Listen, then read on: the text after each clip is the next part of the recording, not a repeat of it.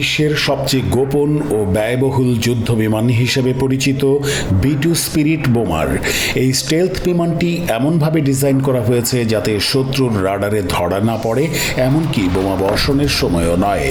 বিমানে রয়েছে electric counter measure system, যা শত্রুর রাডার সিগন্যালকে ভিন্ন দিকে পাঠিয়ে দেয়।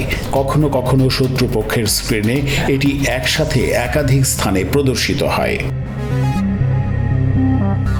4টি টার্বোফ্যান ইঞ্জিন বিশিষ্ট এই বিমান ঘন্টায় 1010 কিলোমিটার গতিতে উঠতে পারে এবং সর্বোচ্চ 50,000 ফুট উচ্চতায় অভিযান চালাতে সক্ষম। একটানা 11,000 কিলোমিটার দূরত্ব অতিক্রম করতে পারে, আর মাঝ আকাশে একবার জ্বালানি রিফিলেই এটি পুরো একটি মহাদেশে হামলা চালিয়ে নিরাপদে ফিরতে পারে। প্রতিটি বিমান তৈরি করতে খরচ হয়েছে প্রায় $200 বিলিয়ন, আর প্রতি ঘন্টা ওড়ার পেছনে ব্যয় হয় প্রায় $5.5 লাখ। এমনকি একটি মিশনের পর বিমানটি পরিষ্কার করতে হয় অত্যন্ত সতর্কভাবে। একটি ছোট দাগ থাকলেও রাডারে ধরা পড়ার আশঙ্কা থেকে যায়।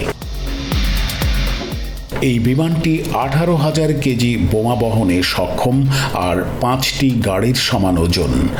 রাখা যায় সর্বোচ্চ 80টি GPS গাইডেড মিসাইল। 1990-এর দশকে আফগানিস্তানে প্রায় 9,500 কিলোমিটার দূরে লক্ষ্যবস্তুতে হামলা চালিয়ে সফলভাবে ফিরে আসে এই বিমান, যা ছিল একটানা 45 ঘন্টার মিশন।